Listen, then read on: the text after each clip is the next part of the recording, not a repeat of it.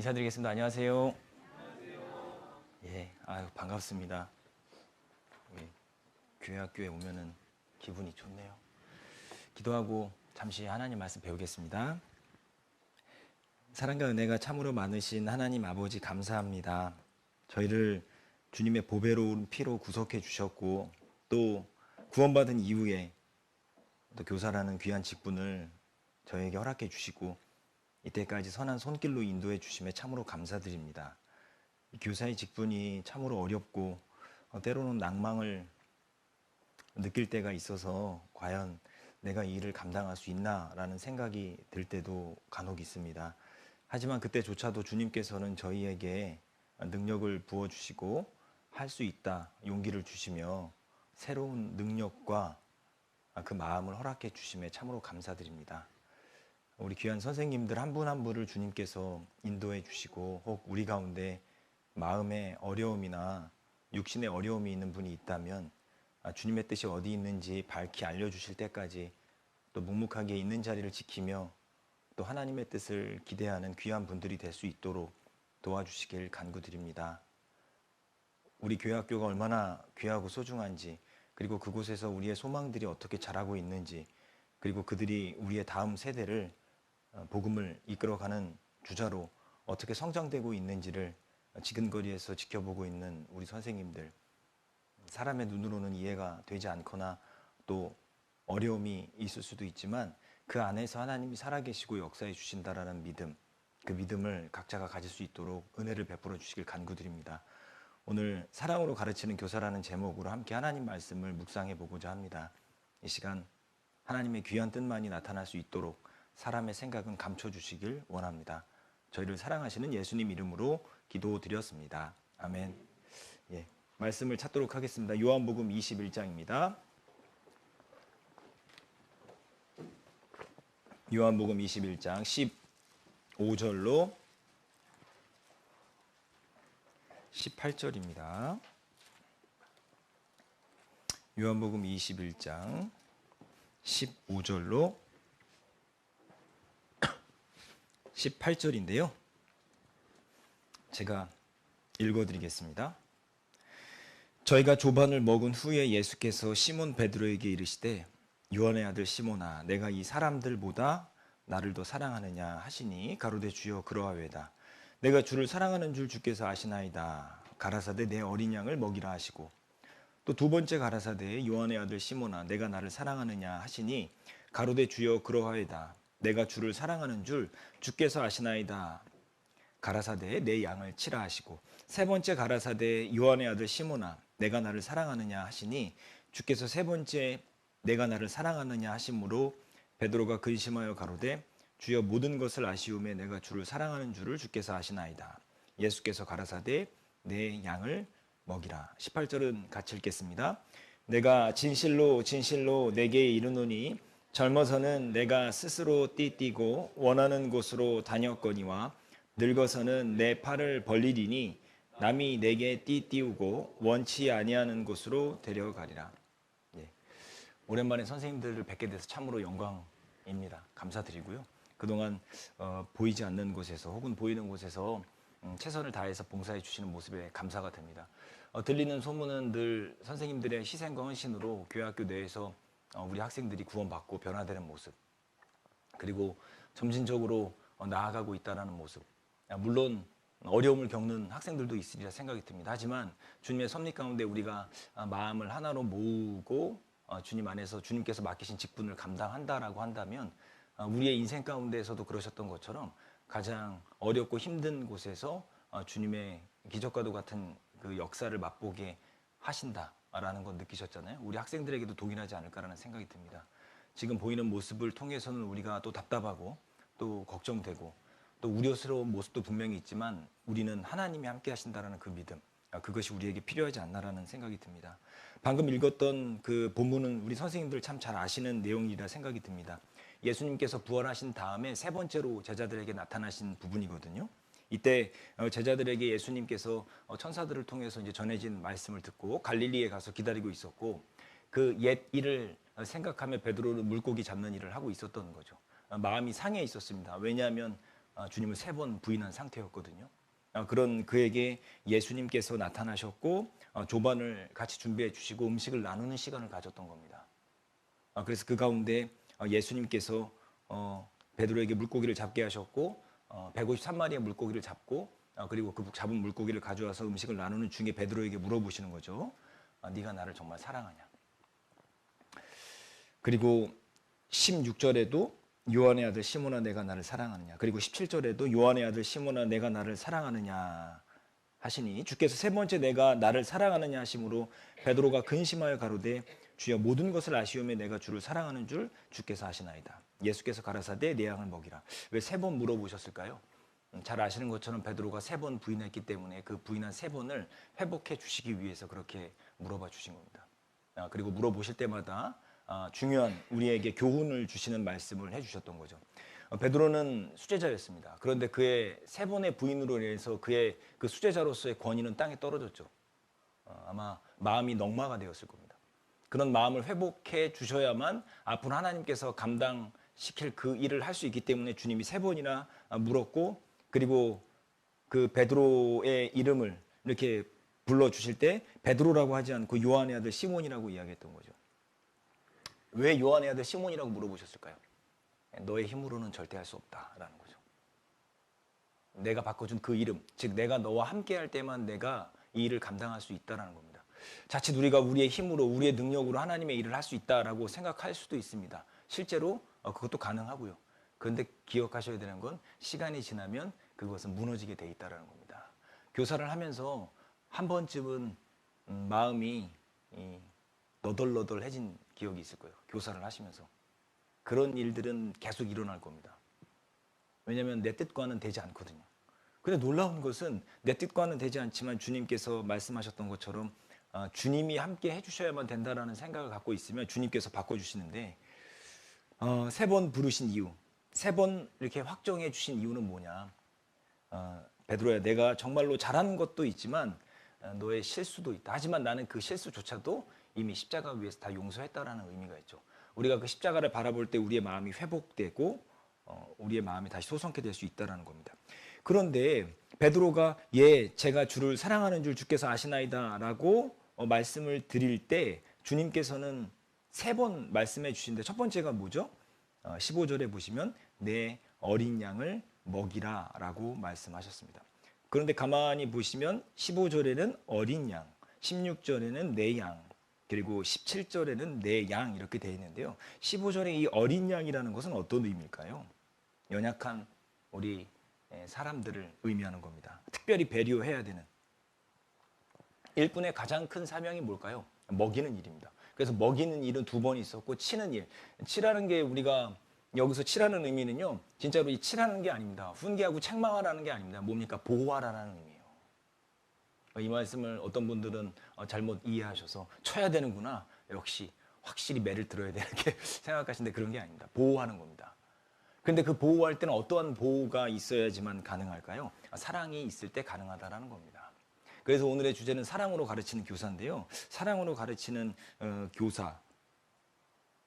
어떻게 말씀을 나누면 좋을까? 그래서 2부분으로 나눴습니다. 사랑하는 이라는 그 사랑의 의미를 한번 생각해 볼 거고요. 2번째는 가르치다라는 그 가르치는 의미에 대해서 좀 생각을 해볼 겁니다.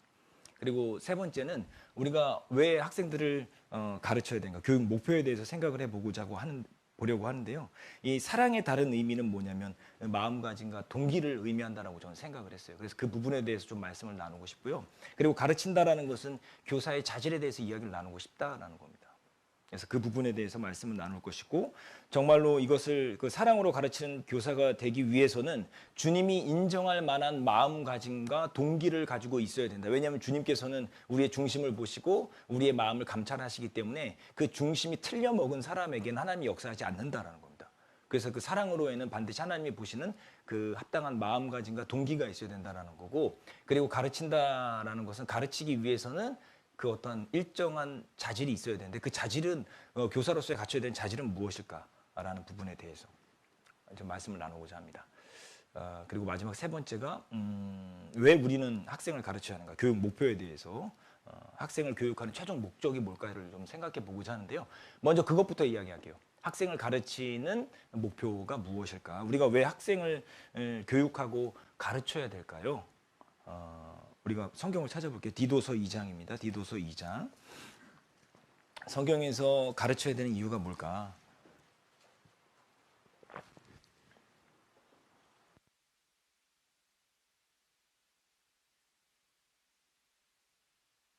디도서 2장 14절입니다.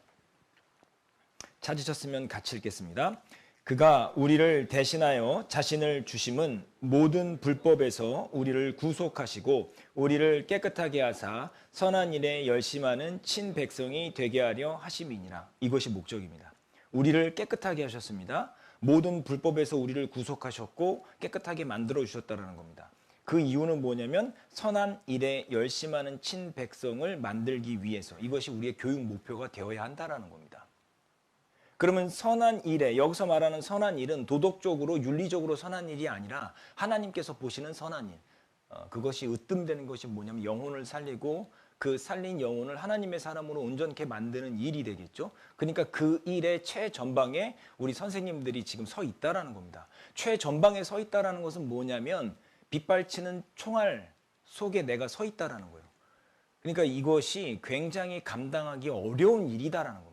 그걸 알고 시작하셔야 돼요. 교사는 그냥 대충 하면 되겠지라는 마음가짐으로 시작하게 되면 죄송하지만 실족할 위험에 처해 있는 겁니다. 그래서 정말 우리가 교사를 세울 때 오해하지 마셔야 되는 것은 하나님이 여러분을 세우는 겁니다. 부장님이 세우는 것이 아니고 전도인이 세우는 것이 아니고 교회를 통해서 역사하신 하나님께서 여러분들을 부르신 거죠.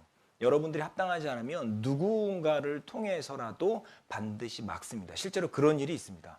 교사로 추천을 하지만 전도인들이 기도 가운데 회의하면서 아, 이분은 아직 아니다 라고 반려되는 경우도 왕왕 있다는 거예요. 그걸 아셔야 돼요.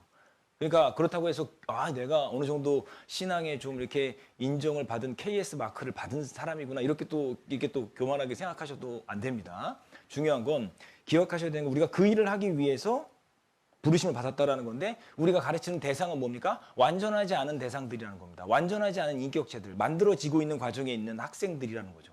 그렇기 때문에 이 학생들은 스스로 할 수 있는 나이가 아니기 때문에 곁에서 도와주고 끌어주고 밀어주고 하는 일을 해야 된다는 거예요.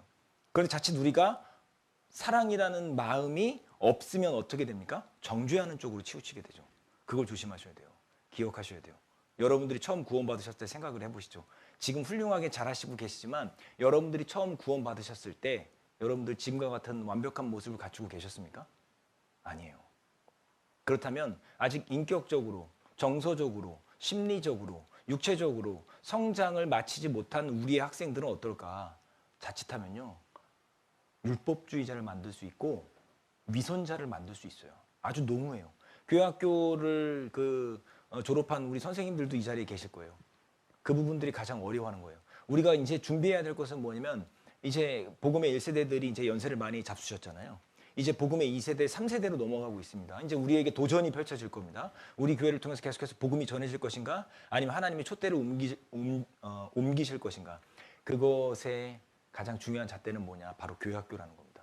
그러니까 그들이 겪고 있는 그 고민들, 정말 그 번민 이런 것들을 여러분들이 진짜 정말 진지하게 고민해 보셔야 돼요.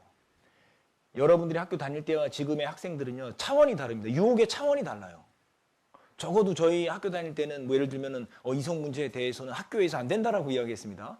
선생님들한테 정말 맞아가면 이성교제 지금 공부할 나이에 막 맞았어요.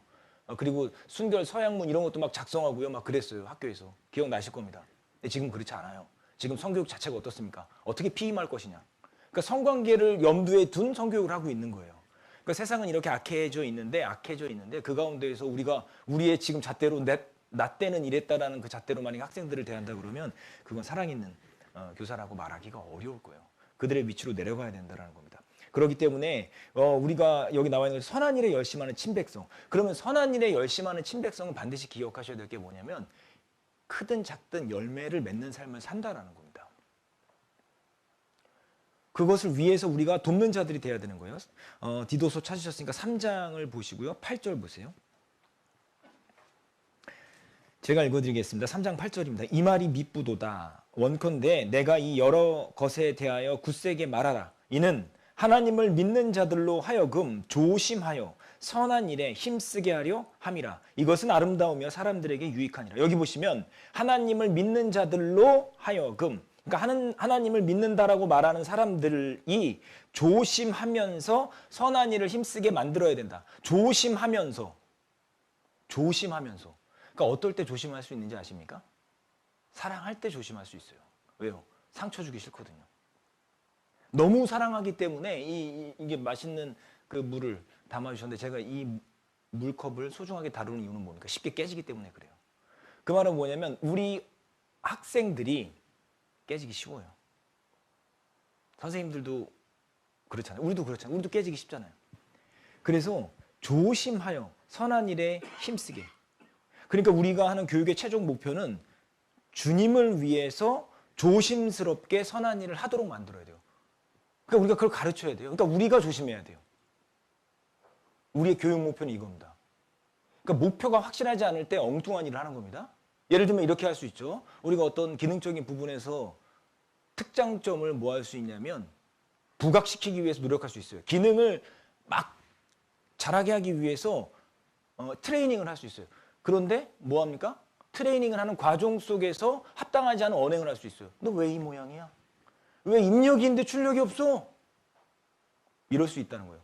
중요한 건 우리는 기능을 살리기 위해서 모인 게 아니에요. 기능 중요합니다. 기능 할 수 있다면 잘해야 돼요. 하지만 거기에 사랑이 빠져 있고 조심성이 빠져 있다면 그것은 안 하는 게 맞아요. 왜냐? 지금 여기 나와 있잖아요. 조심하여 선한 일에 힘쓰게 하려 함이라. 조심하는 것. 우리 시대에는 조심이 없습니다. 위아래가 무너졌기 때문에 질서라는 게 막 없어지고 있어요. 근데 그게 교회에 들어오고 있다는 거예요. 나이가 어리더라도 선생님이고 나이가 어리더라도 동료 교사입니다. 나이가 많다 그래서 하대하듯이 거의 뭐 반반 섞어가면서 하는 거, 그거 조심하여 선한 일에 열심히 하는 친백성의 모습이 아니잖아요. 연세가 많은데도 불구하고 우리가 같이 구원받은 형제 자매인데 뭐 우리가 같은 교사인데 뭐 어르신들한테 말씀 함부로 거의 뭐 농담 비슷하게 막 이렇게 하는 거, 그것도 합당하지 않아요. 항상 교사라면 살아온 판을 걷는 기분으로 이 농담을 할 때 비하하는 농담하지 않도록 해야 되고, 학생들도 마찬가지예요. 우리 시대 뭐 디스라 그래서 디스하면서 막 분위기 살린다고 하는데 디스하시고 싶으시면 자기 자신을 디스하세요. 정말로 하고 싶으시다면. 우리의 목표는 명확합니다. 주님을 위하여 선한 일을 하되 조심하여 선한 일에 힘쓰게 만드는 것, 그것이 우리의 최종 교육 목표이기 때문에 조심성 없이 선한 일을 한다 그러면 그 일은 하시지 않으셔야 됩니다. 그분을 꼭 좀 부탁드리고 싶어요. 그것이 이제 오늘 배우고자 하는 세 번째 중에서 한 가지, 학생을 교육하는 최종 목적에 대해 살펴봤고, 이제는 사랑으로라는 부분에 대해 좀 생각을 해보도록 하겠습니다. 사랑. 왜 우리가 정말 이 사랑으로라는 단어를 우리가 좀 집중해야 될까? 왜냐하면 우리가 가르치는 학생들이 다 정말 하나님 말씀이라면 정말 기를 쓰고 읽으려고 하고 암송하려고 하고 생활 속에서 이뤄내려고 노력합니까? 그렇지 않잖아요. 우리는 우등생만 있는 게 아닙니다. 그러니까 보통 평균치도 있고 좀 평균에 미치지 못한, 신앙의 기준으로요, 평균에 미치지 못하는 친구들도 있다는 거죠. 그리고 애석하게도 우리 시대에는 죄송하지만 그런 친구들이 더 많아지고 있는 추세예요. 그럼 우리가 그들을 가르칠 때 정말 뭐가 필요할까? 사랑이 필요하다는 거예요. 사랑이 빠져버리면 이제 그때부터는 잔소리와 정죄가 늘어나는 겁니다. 그 사랑은 뭡니까? 이타적인 거예요. 이타적인 거. 남을 먼저 생각하는 거잖아요. 그리고 나 중심이 아닌 타인을 먼저 생각하고, 그리고 받아주는 거예요. 받아주는 겁니다. 받아준다라고 말씀하니까 받아버린다 이런 의미로 생각하시면 안 되고요. 그 사람이 하는 일들을 받아주는 겁니다. 그러니까 결국은 마음을 넓히는 거죠. 고린도후서 6장입니다. 고린도후서 6장. 고린도후서 6장 11절로 13절입니다.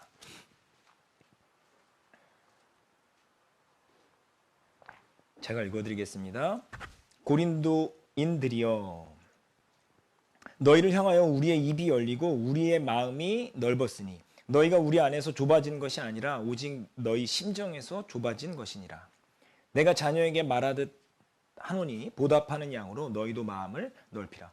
11절에 보시면 말미에 우리의 마음이 넓었다. 그리고 13절 말미에 마음을 넓히라. 결국은 고린도 성도들은 거짓 사도들로 인해서 그리고 거짓 선생들로 인해서 사도 바울에 대한 판단이 있었고 사도 바울에 대한 마음이 좁아진 상태였어요. 그러니까 사도 바울이 똑같은 하나님의 말씀을 전함에도 불구하고 마음이 좁아진 상태이기 때문에 그 좁아진 마음으로 인해서 사도 바울의 말씀을 하나님의 말씀으로 받지 않고 판단하는 마음으로 받기 시작한 겁니다.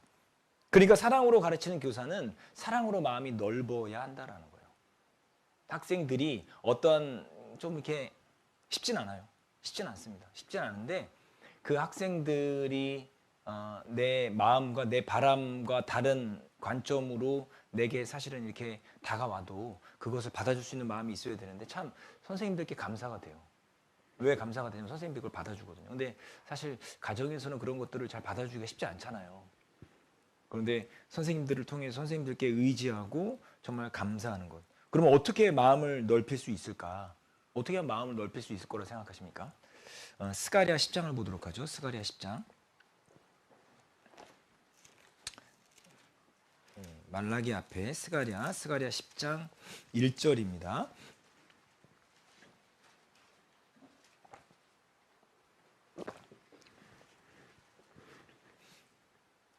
제가 읽어드리겠습니다. 봄비 때에 여호와 곧 번개를 내는 여호와께 비를 구하라. 무리에게 소낙비를 내려서 밭에 채소를 각 사람에게 주리라. 이 말씀의 내용은 이스라엘 사람들이 불순종해서 이제 하나님에게 그 징계 받았어요. 그런데 이 말씀이 봄비 때 여호와 곧 번개를 내는 여호와께 비를 구하라 이렇게 말씀하셨습니다. 그러니까 그 소낙비를 내려서 밭에 채소를 각 사람에게 주겠다라고 약속하신 건데 쉽게 말씀드리자면은 그 회복의 메시지, 그 메시아를 보내주시겠다라는 메시지를 이렇게 전하고 있는 겁니다. 너희를 구원하겠다, 구하라. 이스라엘의 회복을 구하라 이렇게 말씀하고 계시거든요. 그런데 그들이 징계를 받았음에도 불구하고 왜 회복을 약속하시고 구하라 하셨을까? 스가랴 9장을 보시면요. 16절을 보도록 하겠습니다. 9장 11절 먼저 볼게요. 11절 제가 읽어드리겠습니다. 또 너로 말할진대 내 언약의 피 이게 뭡니까? 예수 그리스도의 보혈을 말하는 거고요. 그 예수 그리스도의 피를 인하여 내가 너의 갇힌 자들 물 없는 구덩이에서 놓았나니 그리고 16절을 보시면 이날에 그들의 하나님 여호와께서 그들을 자기 백성의 양떼같이 구원하시리니 그들이 면류관의 보석같이 여호와의 땅에 빛나리로다. 그러니까 하나님께서 회복을 약속하시고 그 언약의 피를 믿는 사람들, 그 믿는 사람들은 뭐 하냐면 징계는 받지만 반드시 회복해 주시겠다라는 약속이에요. 그런데 그들을 회복할 때 어떻게 말씀하시냐면 다시 스가랴 10장 1절로 갈게요. 봄비 때의 여호와 곧 번개를 내는 여호와께 비를 구하라. 무리에게 소낙비를 내려서 밭의 채소를 각 사람에게 주리라. 봄비 때라고 돼 있잖아요. 여호와께 번개를 내는 여호와께 비를 구하라. 번개가 먼저 옵니까? 비가 먼저 옵니까? 아시죠? 번개가 먼저 오잖아요. 번개가 오고 나서 비가 쏟아지는 겁니다. 그러니까 번개가 친다라는 것은 결국 무엇의 징조입니까? 비가 온다라는 징조잖아요. 그러니까 구하지 않아도 비는 옵니까? 안 옵니까? 번개가 치면 비는 오는 거예요. 그런데 뭐라고 돼 있냐? 구하라라고 돼 있잖아요. 그러니까 어떻게 우리가 사랑으로 그 가득 찬 마음으로 학생들에게 나아갈 수 있냐? 여기서 힌트를 얻을 수 있죠. 구하라는 거예요. 그러니까 우리는 사랑이 없는 사람들이에요. 기본적으로 나 중심적으로 인생을 살아왔고 나를 우선한다라는 겁니다. 어떤 위급한 상황이 벌어졌을 때 나를 가장 최우선해서 생각하는 게 우리의 방식이에요. 그런데 결국은 우리가 어떻게 해야 되냐면 주님께 간절한 마음으로 구할 때 주님께서 도와주신다라는 거예요. 그렇기 때문에 승리하는 교사는 주님께 구하는 교사다라는 거예요. 주님께 간절한 마음으로 구할 때 이미 회복을 약속했지만 그 회복을 더욱 크게 믿고 그 믿음 가운데 행할 수 있게 만드는 거예요. 이 자리에 앉아 계신 분들 예수 그리스도가 재림하신다는 걸 모르는 분 계십니까? 안 계시잖아요. 우리가 공과로도 배우고 다시 오실 예수님. 그렇잖아요? 근데 한번 생활적으로 한번 우리가 되돌아보자고요. 정말로 재림을 기다리는 사람답게 우리가 살고 있습니까? 물론 그런 분도 계시고 안 그런 분도 계시죠. 그 차이가 어디 있다고 생각하세요? 구하냐 구하지 않냐에 있는 거예요.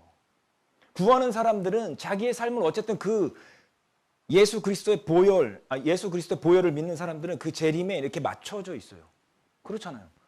재림하신다라는 것을 믿고 있으면 내가 정말로 더 간절히 구하겠죠. 그리고 내 삶 속에서 그것을 일궈내기 위해서 노력하겠죠. 그러면 상당 부분 문제가 되는 것들이 문제가 아닌 게 될 거예요. 그렇잖아요? 여러분도 한번 생각을 해보세요. 지금 각자 처해 있는 부서에 문제가 되는 상황이 있으면 한번 그거 한번 생각을 해보세요. 자, 예수 그리스도가 다시 오신다. 그러면 그 문제가 됩니까? 문제가 해결됩니까? 문제 해결돼요. 그럼 내가 할 수 있는 거, 그거 내가 할 수 있습니까? 주님이 도와주셔야 됩니까? 주님이 도와주셔야 되죠? 그러면 우리가 해야 될 일은 뭡니까? 내가 지금 사랑으로 학생들을, 내 분반 학생들을, 정말 우리 부서의 학생들을 정말 사랑으로 가르치고 싶은데 나는 사랑이 없다. 그럼 나는 어떻게 해야 될까요? 사랑을 구해야 된다는 거예요. 그러면 주님께서 뭐 하시냐면 그것을 주신다라는 겁니다. 에스겔 36장입니다. 에스겔 36장. 구하라고 되어 있습니다. 에스겔 36장 36절.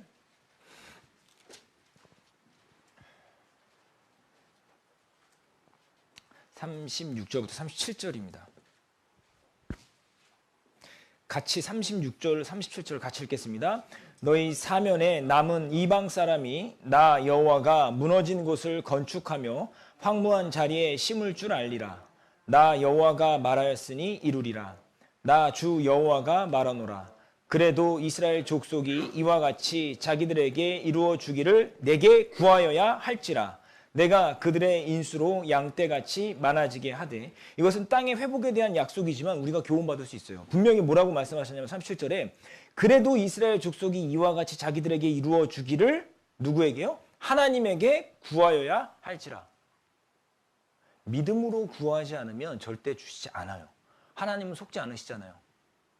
하나님은 사람의 길을 주목하시며 사람의 모든 걸음을 감찰하신다. 그렇기 때문에 우리의 마음을 보시고 우리가 사랑을 정말로 구하고 있는지, 그리고 사랑을 얻기를 간절한 마음으로 믿음으로 구하고 있는지를 보시고 그 믿음이 합당할 때 뭐 하시냐면 그 사랑을 허락해 주시는 거예요. 왜 분반 학생들이 미울까요? 왜 분반 학생들이 이번 주에는 좀 제발 안 왔으면 좋겠다 이런 생각이 왜 들까요? 저도 부끄럽지만 그런 적이 있었어요. 너무 사고를 치고 왔다 하면 누구 때리고 왔다 하면 누구 코피 터뜨리고 맨날 그래갖고 기도가 되고 그랬었어요. 근데 왜 내가 그 학생에 대한 그런 기도를 하고 있을까요? 사랑이 없었기 때문이더라고요. 사랑이 없었기 때문이더라고요. 자식을 포기합니까, 부모가? 그렇지 않잖아요. 아, 그렇구나.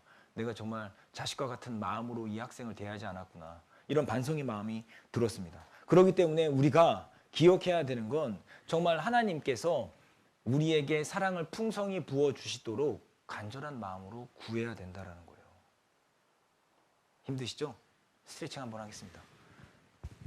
자, 드시고요. 네, 왼쪽으로 한번 갈게요. 힘들 시간이죠? 네. 또 결혼식 다녀오신 분들은 멀리 다녀오시느라 맛있는 음식도 드시고 지금 25분 지났거든요. 25분 지났는데 그냥 갈까 하다가 지금 몇 분의 눈과 제가 마주쳤는데 제가 뭐 느끼셨는지 모르겠지만 제가 사실 깜짝 놀랐습니다. 내가 지금 뭔가를 잘못하고 있구나. 내가 지금 상당히 지금 잘못된 방식으로 말씀을 전하고 있구나라는 생각이 들어서 다 제 탓입니다. 네, 힘내시고요. 그리고 되게 같이 우리 휴거 돼야 되는데 두고 가실 건 아니잖아요. 옆에서 지금 묵상하고 계시는 분들 같이 좀 깨워주세요. 아무튼 예, 시편 18편입니다. 시편 18편 1절입니다.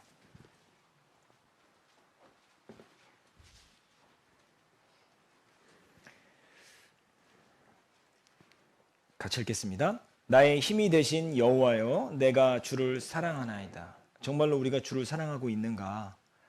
우리가 정말 어찌 보면은 그 신입 교사 시절, 초임 교사 시절에 더듬어 보면 사실은 그때가 더 열정이 넘치지 않았나라는 생각이 들어요. 말씀도 잘 모르고 암송하는 말씀도 별로 없을 텐데 그 암송하고 있는 몇 개 안 되는 그 말씀을 가지고 학생들 앞에서 뭔가 하나라도 심어주려고 했던 그 마음, 그것은 내가 정말 하나님의 말씀을 그들에게 심어주고자 하는 마음. 그러니까 주님을 사랑하는 사람이 주님의 일을 감당할 수 있거든요. 그러니까 주님을 사랑하는 사람이 주님의 일을 감당하는데 그 주님의 일을 감당하기 위해서 그는 무엇을 하냐면 결국은 하나님의 말씀에 귀를 기울인다라는 겁니다. 그래서 정말 내가 주를 사랑한다라는 것은 뭡니까? 내가 먼저 주님께 사랑을 받아야 되는데 그 사랑을 어디서 받으실 거예요?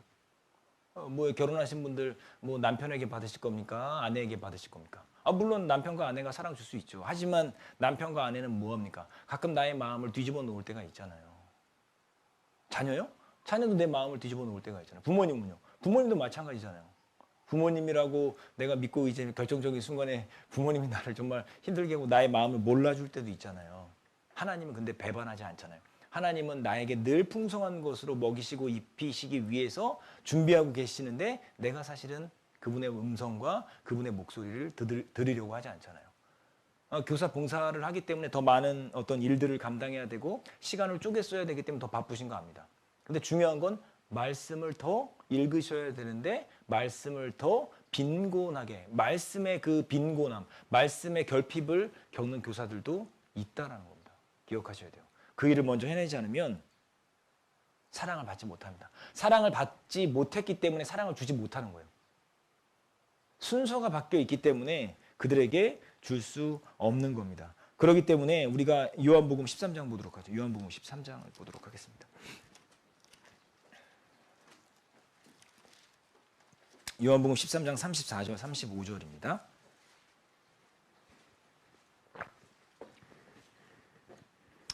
같이 읽겠습니다. 새 계명을 너희에게 주노니 서로 사랑하라. 내가 너희를 사랑한 것 같이 너희도 서로 사랑하라.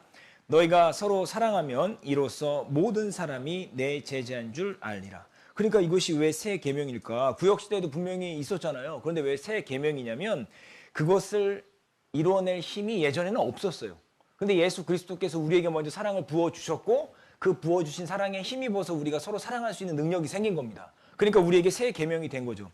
그러니까 우리가 서로 사랑할 때 모든 사람이 이걸 좀 교회학교에 적용해 볼게요.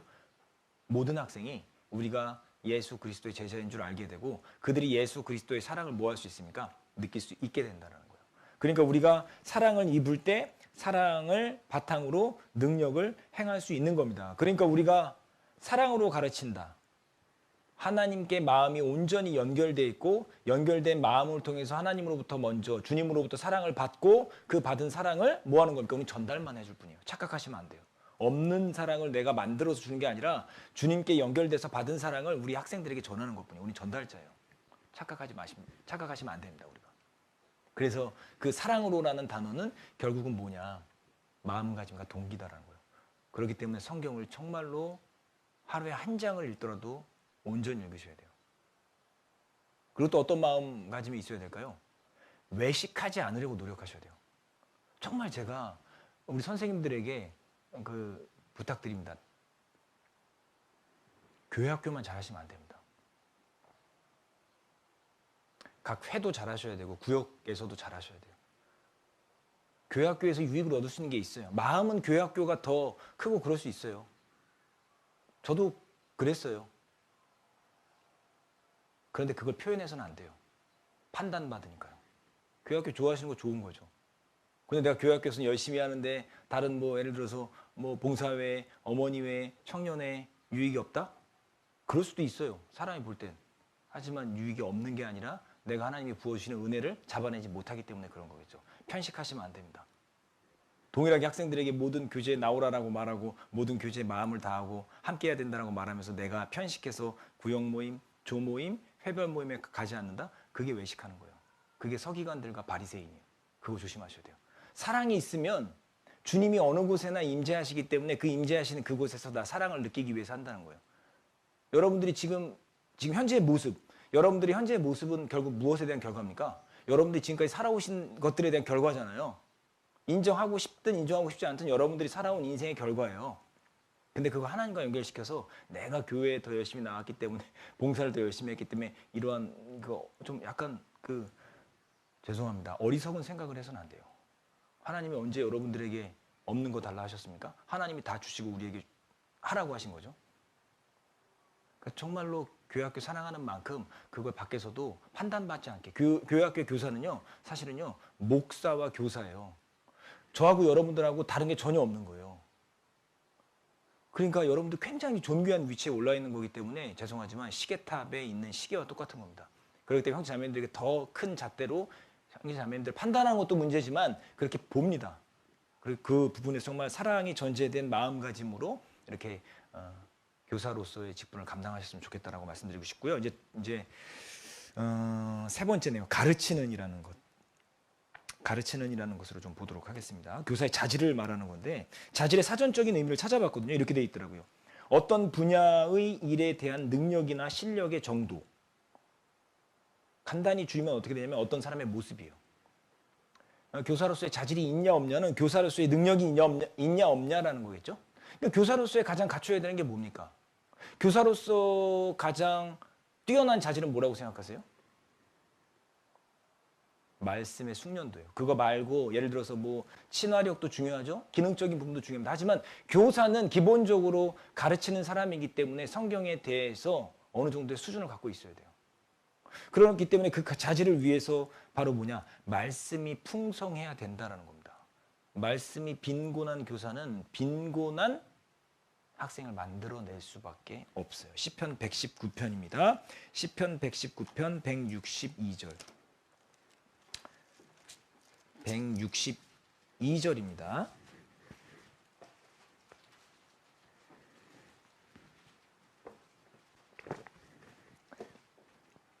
같이 읽겠습니다. 사람이 많은 탈취물을 얻은 것처럼 나는 주의 말씀을 즐거워하나이다. 내가 많은 탈취물을 얻은 것처럼 나는 주의 말씀을 즐거워한다. 그러니까 이 성경은요, 여러분들이 읽지 않고 공부하지 않으면 그냥 종이 뭉치예요. 그렇죠? 이 안에서 감춘 보석과 보물을 읽어서 캐내야 돼요. 그러기 위해서 뭐 하셔야 됩니까? 연구하셔야 된다는 거예요. 그래서 여기 나와 있는 것처럼 정말 주의 말씀을 탈취물을 얻은 것처럼, 탈취물은 뭡니까? 빼앗아 오는 거예요. 그러니까 말씀 가운데 숨겨진 것들을 캐내려고 노력하고 연구해야 된다는 겁니다. 119편 찾으셨으니까 173절 보겠습니다. 173절. 같이 이것도 읽겠습니다. 내가 주의 법도를 택하여 싸우니 주의 손이 항상 나의 도움이 되게 하소서. 그러니까 주의 법도를 택했다. 이게 뭡니까? 교사로서 가장 올바른 선택이에요. 그러니까 신방 많이 가고 학생들하고 즐거운 시간 보내는 것도 좋습니다만 중요한 건 말씀이 우선되지 않은 상태에서 그것은 자칫 모래 위에 성을 쌓는 것과 같다라는 겁니다. 같다라는 거예요. 그렇기 때문에 말씀에 대해서 정말 늦게까지 이렇게 교제하시고 분반 준비하시고 또 회에서 구역에서 또 조에서 이런 여러 가지 일들을 하시다 보면 시간을 정말 이게 내기가 쉽지 않은데 그럴지라도 타협하시면 안 되는 것이 뭐냐면 말씀에 대한 어떤 집중 그리고 말씀을 사모하는 마음 이런 것들이 필요하다라는 거예요. 여러분들이 교사인데도 불구하고 말씀을 빼놓고 그 이외의 것들이 풍성해지면 그것은 아무 소용이 없습니다. 정말 부탁드리고 싶어요. 정말 말씀 잘 읽으셔야 되고 정말 여러분들 정말로 왜 침륜에 빠지십니까? 침륜에 빠지는 이유는 결국은 뭐냐면 말씀이 내게 풍성히 임하지 않기 때문에 그래요. 자, 여기에 물컵이 있습니다. 물컵이 있는데요. 물컵에 물이 계속 부어지면 물을 계속 부으면 어떻게 됩니까? 흘러 넘치죠. 내 마음 보세요. 내 마음이 항상 주님 앞에서 깨끗한 마음만 있습니까? 더럽고 합당하지 않은 마음도 올라오죠. 그러면 주님께서 주의 말씀이 너의 속에 풍성히 거하여라는 말씀이 있잖아요. 자, 말씀이 내게 계속 입력되잖아요. 말씀이 입력되면 뭐합니까? 그 말씀이 내게 풍성히 부어졌기 때문에 흘러 넘치면서 더러운 찌끼도 뭐합니까? 가지고 가요. 그래서 왜 물대임이라는 게 있거든요. 물 갈 때 물을 계속 부어줍니다. 신선한 물을 부어주면서 기존에 있던 물과 놀라지 않게 물고기들이 그러면서 거기 있는 찌꺼기들을 다 끌고 가는 거예요. 그러니까 말씀이 풍성이 있지 않으니까 뭐 하는 겁니까? 내가 빈곤하게 되고 빈곤한 과정 가운데 침륜에 빠지게 되고 그때부터 뭐 하게 되는 거예요? 뭔가 마음에 안 들어요. 우리 부서가 뭔가 마음에 안 든다는 거예요. 죄송하지만 그거 심각한 위기다라는 거 아셔야 됩니다. 그게 실족의 징조예요. 여러분들이 교사로 부르심 받았다라는 것은 뭐냐면 실족할 가능성도 그만큼 높아진다. 왜냐? 마귀가 여러분들을 송사한다는 겁니다. 밀 까부르듯이. 너희를 송사하는데 주님께서 우리를 위해서 기도해 주시고 중보자로서 여러분들을 붙잡아주고 있는 거예요. 그 말은 뭔지 아셔요? 말씀을 놓치는 순간 주님의 능력도 끊어질 가능성이 상당히 높다는 겁니다. 그렇기 때문에 말씀을 읽고 묵상하는 것. 그러니까 학생들에게 묵상한 거 올리라고 하는 것도 좋지만 먼저 선생님이 올려주셔야 돼요. 그리고 그 묵상하는 거 해보셔서 아시잖아요. 쉬운 게 아니에요. 그럼 차라리 학생들에게 그냥 말씀 읽은 것 중에서 마음에 남는 것 하나라도 올려라. 차라리 이게 나올 수도 있어요. 그게 상당히 어려운 겁니다. 해보셔서 아시잖아요. 선무당이 사람을 잡는다. 모르니까 담대해지는 거예요. 해보지 않고 될 것 같으니까 학생들에게 강요하는 거예요. 그러니까 우리가 정말로 말씀을 읽고 정말 하는데 다독보다는 저는 정독. 저는 그걸 추천해드리고 싶어요.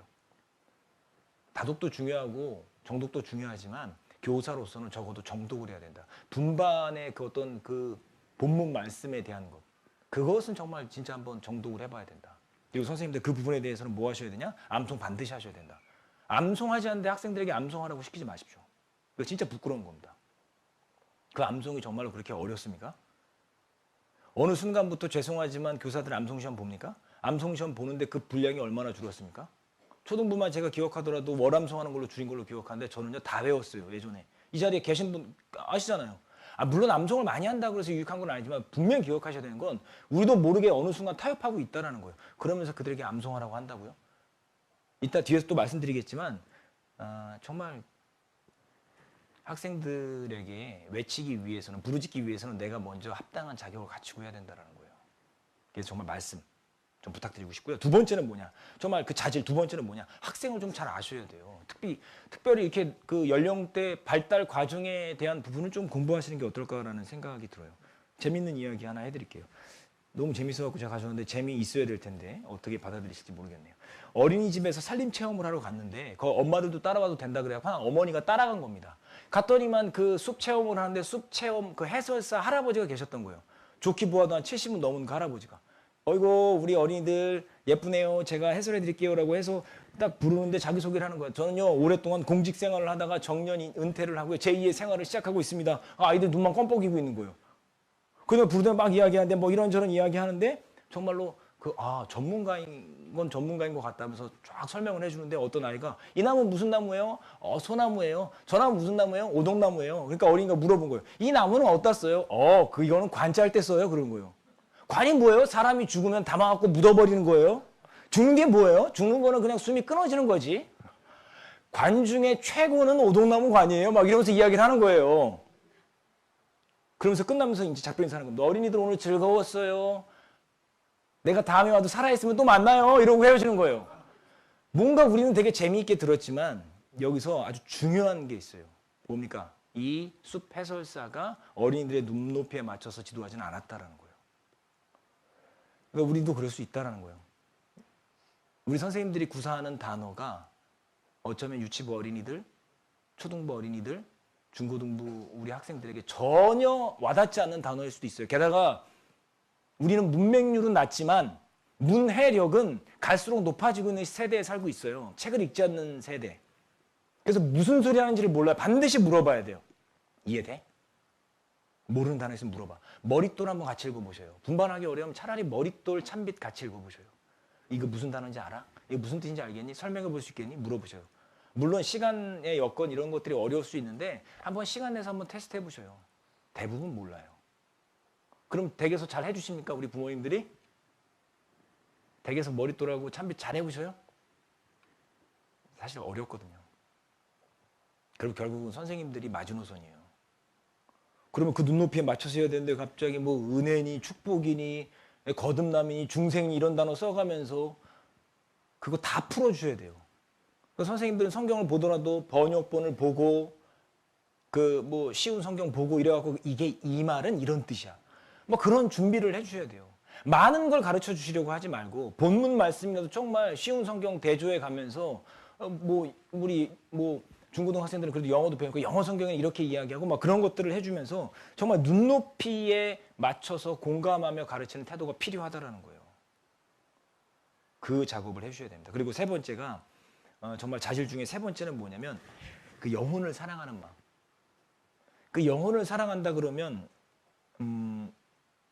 용서가 돼요. 용서가 됩니다. 용서가 돼요.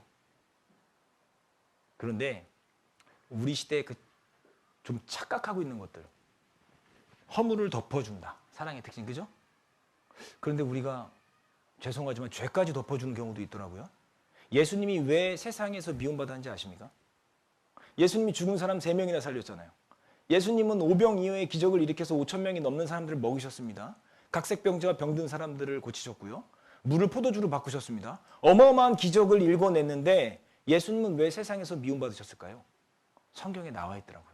요한복음 7장 7절입니다. 요한복음 7장 7절.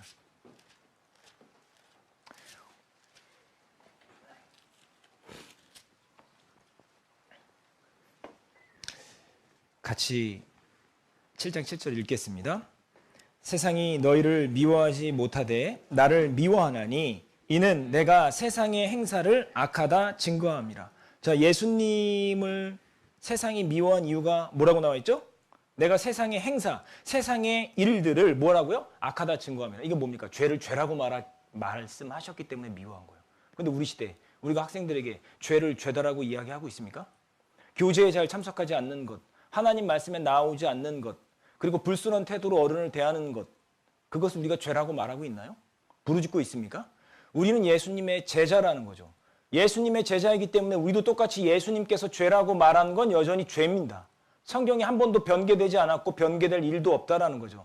그런데 어느 순간 사랑은 허물을 덮어주는 것이기 때문에 그 죄까지도 덮어주는데 죄는 덮어주는 게 아닙니다. 면책이 숨은 사랑보다 낫다라고 말씀하셨습니다. 죄는 죄다라고 이야기해야 돼요. 물론 거기에는 따뜻한 언행으로 가야 되겠죠. 납득시키고 이것이 왜 죄라고 말하는지, 그리고 이 죄를 죄로 인식하고 죄에 대해서 그 면역력을 키우고 죄와 싸워서 힘써서 이겨냈을 때 어떠한 결과가 있는가? 손해보는 게 아니잖아요.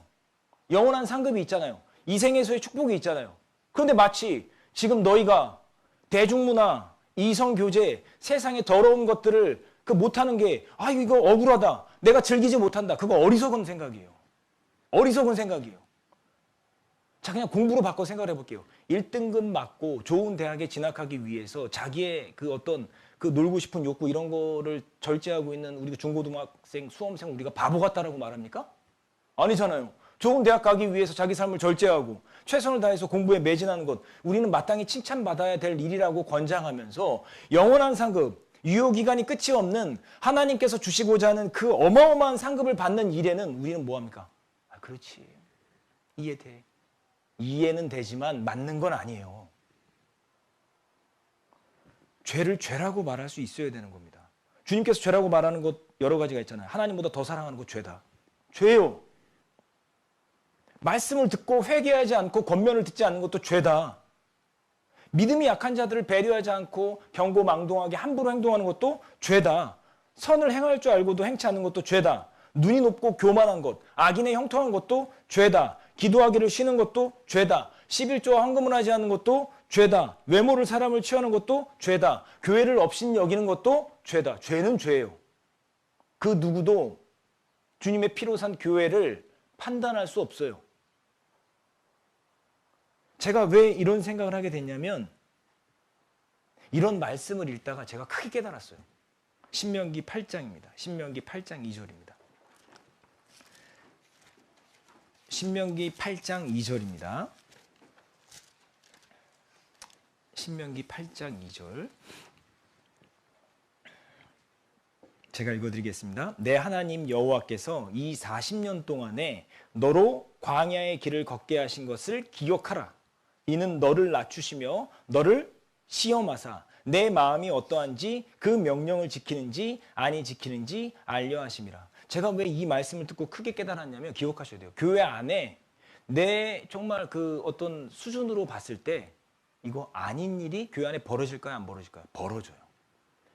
근데 제가 왜 이 말씀을 듣고 깨달았냐면 여기 나와 있잖아요. 너로 광야의 길을 걷게 하신 것. 말도 안 되는 일이 교회에서 벌어지는데 이게 교회가 이게 가능하냐? 이런 생각이 든다니까요. 세상에서도 벌어지지 않는 일이 교회에서 벌어지냐? 벌어진다니까요. 근데 왜요? 뒤에 나오잖아요. 너를 뭐 한다고요? 시험하사. 내 마음이 어떠한지 그 명령을 지키는지 아니 지키는지 알려 하심이라. 우리 안에서 광야의 길을 걷게 하신 하나님. 그러니까 우리 안에서 그런 일이 벌어지게 하나님이 허락하신 거예요. 하나님이 허락하시지 않으면 우리 삶에 우연이 있습니까? 없습니까? 없다라는 겁니다. 그러니까 그런 일이 하나님이 벌어지게 하고 그 일을 통해서 교훈을 얻고 하나님께 더욱 매달리게 만드는 것이 하나님의 의도예요. 시험하사. 그러니까 그걸 무시하려고 하면 안 됩니다. 내가 보기에 답답하다고 판단하고 정죄해버리고 독불장군식으로 막 나가버리면 그때는 뭐가 됩니까? 문제가 생기는 거예요. 왜 그런지 아셔요? 성경에 이런 말씀이 있어요. 히브리서 12장 14절입니다. 히브리서 12장 14절. 그것이 내가 내 기준으로 그것을 막 판단하고 정죄하면 그것이 성령의 일을 회방하는 걸 수도 있다는 겁니다. 왜냐하면 12장 14절입니다. 12장 14절. 진짜 이 말씀을 우리 선생님들이 진짜 정말 꼭 기억해 주셨으면 좋겠어요. 같이 읽겠습니다. 모든 사람으로 더불어 화평함과 거룩함을 주추라. 이것이 없이는 아무도 주를 보지 못하리라. 자, 이것이 없이는 아무도 주를 보지 못한다. 주를 보지 못한다라는 걸 다른 말로 바꿔볼게요. 주님께서 역사하시지 않는다라는 거예요. 그럼 무엇이 없으면 주님이 역사하시지 않냐? 두 가지. 모든 사람으로 예외 없이 구원받았든 안 받았든 모든 사람으로 더불어 첫 번째 화평함. 뭡니까? 평화하는 겁니다. 이 화평함을 깨트리는 것은 분명히 주님이 역사 안 하셔요. 두 번째 거룩함, 구별된 삶. 주님의 일을 한다라고 하는데 내 마음에 들지 않는다고 화평함을 깨트린다? 그것 자체가 이미 내가 성령을 회방하는 죄를 범하고 있다라는 것 기억하셔야 돼요. 주님이 지금 우리 가운데에서 마음을 모으고 주님이 주님께 더 간구하는 태도로 교사를 연단하기 위해서 이러저러한 문제들을 주님이 허락하셨는데 그 허락하신 문제들을 내가 정죄하고 판단하려고 하면 화평함을 깨뜨려 버리는 겁니다. 거룩함을 없애버리는 거예요. 그러면 거기서는 주님이 역사하시지 않아요. 그 주님을 만나고 주님이 우리 교회학교 가운데 역사하기 위해서는 반드시 이 화평함과 거룩함을 지켜내야 돼요. 이거 깨지면 망하는 겁니다. 그럼 학생들이 뭘 보고 배우겠어요? 선생님들이 하나가 안 된 것 보고 교묘하게 이용하려고 될 겁니다. 학생들 생각보다 똑똑해요. 자녀들 키워보신 분들은 아시잖아요. 엄마가 안 된다 그러면 누구한테 갑니까? 아빠한테 가요. 이 선생님이 안 되면 누구한테 갑니까? 되는 선생님한테 가요. 선생님들이 아는 것과 믿는 것이 하나가 돼서 한 보조로 나가지 않잖아요? 교회학교 완전 다 깨지는 거예요. 그걸 아셔야 돼요. 그러니까 우리가 정말로 기억하셔야 되는 건 정말 선생님들이 부장님을 중심으로 하나가 되셔야 된다는 거예요. 부장님 볼 때 마음에 안 드는 부분이 있어요. 저라고 없겠습니까? 제가 지금 생각해 보면 초등부에서 부장으로 봉사할 때 제가 봐도 정말 이 일은 정말 너무 내가 생각 없이 행했다. 너무 선생님들에게 마음의 문제가 됐겠구나. 그런데 곰곰이 생각해 보니까 선생님들이 제가 그럼에도 불구하고 저를 받아주셨더라고요. 너무 감사가 되더라고요. 그 일을 하셔야 돼요. 주님 모시는 날까지. 그럴 때 우리가 정말로 우리가 주님이 역사하신 교회학교가 될 수 있다는 거예요. 그렇다고 건의하시지 말라는 게 아니에요. 건의하셔야 돼요. 교제는 치열하게 해야 된다는 겁니다. 근데 그 안에 온유함이 있어야 돼요. 따뜻함이 있어야 돼요. 말과 행동을 정말 이렇게 연습하셔야 돼요. 그러니까 건의를 하시기 위해서는 집에서 거울 보고 한 몇 번씩 연습하시고 오셔야 돼요. 막 목소리가 막 파르르 떨리고 막 얼굴이 막 난 괜찮다라고 생각할 때 얼굴이 막 시뻘게 져갖고 막 눈은 막 그냥 부릅뜨고 막 이렇게 뭐 건의가 막 그거요. 그거 기억하셔야 돼요. 마귀에게 쓰임 받고 있다는 걸 아셔야 돼요. 주님이 그거 허락하셨습니까? 성경에 있으면 찾아보셔요. 없잖아요. 근데 왜 맞다라고 말하면서 왜 화를 내세요? 맞다라고 말하면서 왜 함부로 정죄하세요? 그런 자격이 있으세요? 내 어린 양을 먹이라. 우리 선생님들 중에서도 연약한 분들이 있어요. 나의 함부로 하는 그 언행으로 인해서 상처받는 분들. 욕은 누가 먹는 겁니까? 듣는 사람이 먹는 거잖아요. 내가 이분에게 말했어도 그 전체 교재 가운데 듣고 있으면 다 욕 먹는 거예요. 그거 모르셔요? 제발 그러지 마세요. 여러분들 그럴 자격 없습니다. 저도 그렇고요. 저도 제가 이런 말씀 드린 게 참 죄송해요. 저도 자격이 없거든요. 근데 이 말씀 꼭 드리고 싶었어요. 화평함과 거룩함 없이는 아무도 주를 볼 수 없습니다. 주님 우리 가운데 역사하기를 원하신다면 정말 그거 기억하셔야 돼요. 그렇기 때문에 교사들의 중요한 자질 중에서 한 가지가 뭔지 아십니까? 관계입니다. 관계. 관계의 법칙이라는 책이 있는데 거기엔 7가지 관계에 대해서 이야기하는데 시간이 지금 51분이 됐어요. 9분 남았으니까 그거 다 말씀드릴 수가 없어요. 그래서 성경에서 찾아봤습니다. 빌립보서 2장입니다. 빌립보서 2장. 빌립보서 2장.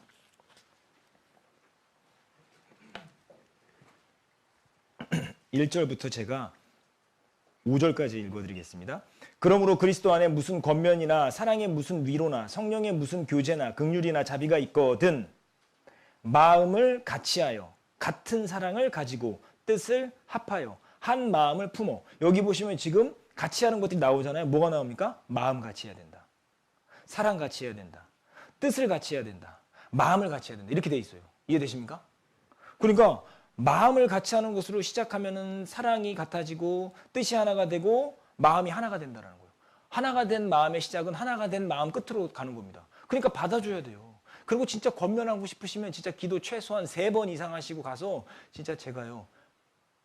말이 좀 어려웠거든요. 차라리 편지를 쓰세요. 그럼 상당히 정제됩니다. 상당히 여러분들 필터 없이 관계에 나가는 거 굉장히 위험하고 여러분들 그냥 요즘 수돗물 받아서 드시나요? 그 깨끗한 물은 드시면서 왜 관계에 있어서는 필터링 안 하십니까? 필터링 몇 번이고 해야 돼요. 그 필터가 뭡니까? 우리의 겸손이라는 필터. 겸손 뭡니까? 형제자매님들 아래로 아래로. 겸손은 이겁니다. 형제자매님들 아래로 아래로. 뭡니까? 나보다 못한 사람은 없다. 이런 마음이에요. 나 아무것도 아닌 사람이에요. 나 오늘이라도 주님이 부르시면요. 그냥 주변에 있는 사람들 몇몇만 슬퍼하고 세상 잘 돌아갑니다. 나는 아무 존재감이 없는 사람이에요. 그런 사람을 불러서 교사를 쓰고 계신 겁니다. 그렇기 때문에 정말로 겸손한 마음.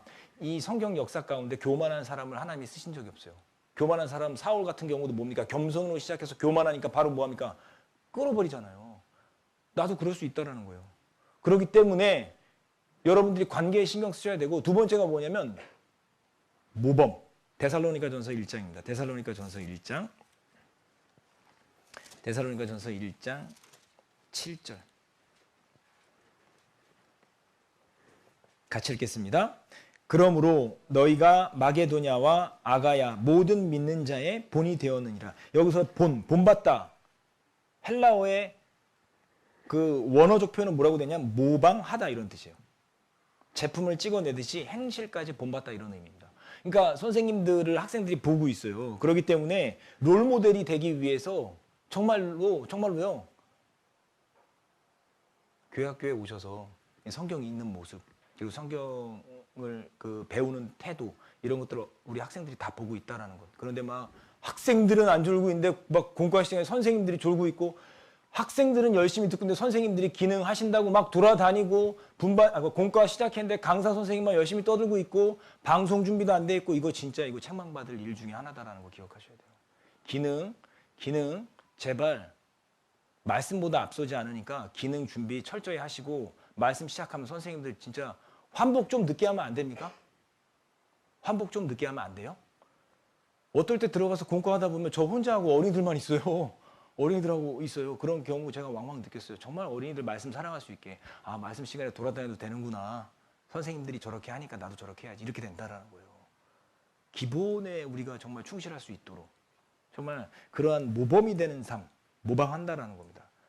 정말 이 자리에는 무거운 말씀을 드려서 죄송한데 오늘 정말 처음 오신 분들도 계시잖아요. 정말 잘하신 겁니다. 그리고 오랫동안 교사의 직을 놓지 않고 잡으시는 것도 잘하시는 거예요. 잘하시고 계시는데 제가 드린 말씀은 더 잘하시라고 부탁드린 거예요. 이미 하고 계시는 분들이 상당수 계시고 다 하고 계신다라고 저는 생각합니다. 그렇기 때문에 오늘 제가 드린 말씀 다 잊어버리셔도 히브리서 12장 14절 말씀 정말 화평함과 거룩함 없이는 아무도 주를 만날 수 없다라는 것. 그 안에서 먼저 우리 안에서 이 말씀을 먼저 이루어내고 그 말씀 가운데 주님이 우리가 믿음을 갖고 그 일을 행하는 것을 보시면 우리 가운데 분명히 역사해 주실 거잖아요. 그러면 우리가 지금 문제고 어려움이다라고 겪는 모든 것들은 하나님이 개입하시는 순간 더 이상 문제가 아닌 게 되는 겁니다. 그리고 이제 마지막으로 부탁드리고 싶은 것 하나는요. 학생들 진짜 좀 사랑으로 이렇게 해주십시오. 진짜 악한 세대에 살고 있는 학생들 어떤 부분에서 교회 학교에 나오는 게 기적이에요. 근데 그 아이들 나왔는데 왜 안 나왔느니 교재 왜 빠지느니 제가 부탁드릴게요. 교재 나올 수 있게 교재 시간 한번 교재해 보셔요. 교재 나올 수 없는 상황을 만들어 놓고 교재 나오라고 하고 우리 어른들도 아침 일찍부터 저녁까지 오후 늦게까지 말씀 교재 이렇게 안 하잖아요. 근데 왜 아이들에게는 그런 환경을 던져놓고 참석 안 하면 왜 이런 말 하고 저 그거 옳지 않다고 봐요. 학생들이 나올 수 있게 교재 바꿔줘야죠. 심지어 대학생들도요. 대학부 모임을 시험 기간에는 나오지 말라고요. 공부 열심히 하라고요. 대학부도 빼줘요. 뭔가 교회에서 할 수 있게 그럼 뭐 시험 공부 같이 공부하자. 우리 달란트 있는 선생님들 많잖아요. 정말 공부도 잘 가르칠 수 있는 선생님들도 있는데 여기 와서 같이 공부하자. 같이 공부하자. 그리고 학원도 뭐 어떻게 조절할 수 있는 학원도 있고 없는 학원도 있습니다. 물론 자기가 돈 내고 다니는 학원이기 때문에 마음만 먹으면 할 수 있지만 우리가 먼저 정말 고민해보고 그런 부분에서 뭐가 옳은지 잘 모르겠어요. 저도 뭐가 옳은지 잘 모르겠는데 그걸 같이 교제하셔야 돼요. 화평함 가운데 교제하시고 그걸 듣고 그 학생들 잘 참여할 수 있게 해주시고 그리고 그들의 입장에 서보세요. 저 어릴 때 스마트폰 없었어요. 저 어릴 때 정말 그 나쁜 동영상 이런 거 보려면요.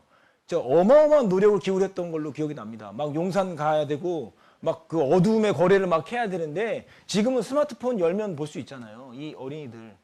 그리고 이성 교제? 막 초등학생들도 너 오늘부터 나랑 1일 막 이러고 그러는데 그 아이들이 할 수 없게 정말 우리가 교제를 잘 해줘야 되는데 가르치지 않고 행하라고 하잖아요. 그냥 무조건 안 된다. 그거 지혜롭지 않은 겁니다. 그리고 그것이 이게 과연 점점 저연령화 되어 가고 있다. 이 초등부 어린이들도 상당히 많은 부분에서 제가 이렇게 아이들 봐도 정말로 놀랍다. 이런 말들을 스스럼없이 하고 이런 행동들을 스스럼없이 하는구나라는 거 보면 선생님들 잘하시고 계시지만 우리가 정죄하기보다는 정말 따뜻한 마음으로 그들을 먼저 교회에 좀 나오게 하고 어린 양을 먹이셔야 됩니다. 그 다음에 치고 보호하고 그 다음에 또 먹여야 돼요. 그러니까 이 먹이라는 게요. 좋은 음식을 먹이라는 게 아닙니다. 오해하지 마세요. 그리고 비싼 음식을 사주시지 않으셔도 돼요. 라면 한 그릇, 김밥 한 줄이라도 좋으니까 의미 있게 마음을 나누는 우리 그 분반 교사가 되셨으면 좋겠습니다. 그리고 약속해 주세요. 주님 모시기 전까지 내 스스로 교사를 그만둔다라는 말씀을 절대 하시면 안 돼요. 교회에서 이리로 좀 가주십시오 라고 하면 가셔야 돼요. 교사는 그래야 돼요. 여기 선생님들이 후퇴하면 뒤로 물러가서 침륜에 빠지면 우리 교회 복음 끝입니다. 그거 아셔야 돼요. 그걸 제대로 배운 분들이 대학부 청년회에 와서 귀하게 쓰임 받고 있어요. 여기서 놓쳐버리면 안 되는 거 잘 아시잖아요. 초등부에서 중등부 올라가는 것도 지금 이탈률이 높아지고 있습니다. 중등부에서 고등부 올라가는 이탈률은 더 높아지고 있어요. 그럼 고등부에서 대학부 올라가는 비율은 어떻게 됩니까? 50% 미만으로 떨어진 거 아십니까? 40%, 30%로 떨어지고 있어요. 우리는 일꾼을 만들어야 되는 겁니다.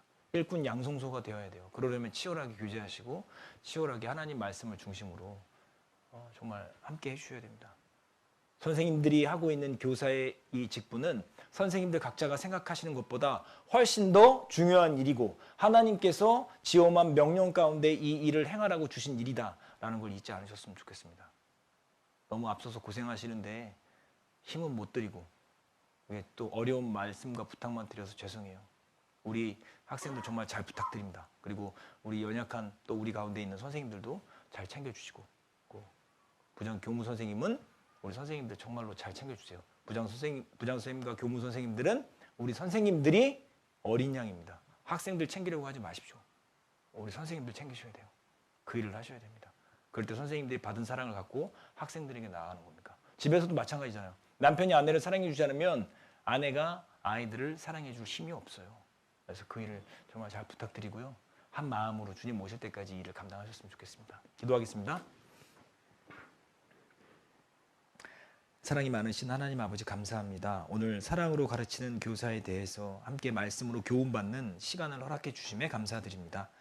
저희가 사랑하는 마음으로 주님께 먼저 말씀을 구하고 묵상한 그 귀한 말씀으로 우리 학생들에게 나아갈 수 있도록 도와주시고 주님께 간구하는 태도로 살아갈 수 있도록 또한 도와주시길 간구드립니다.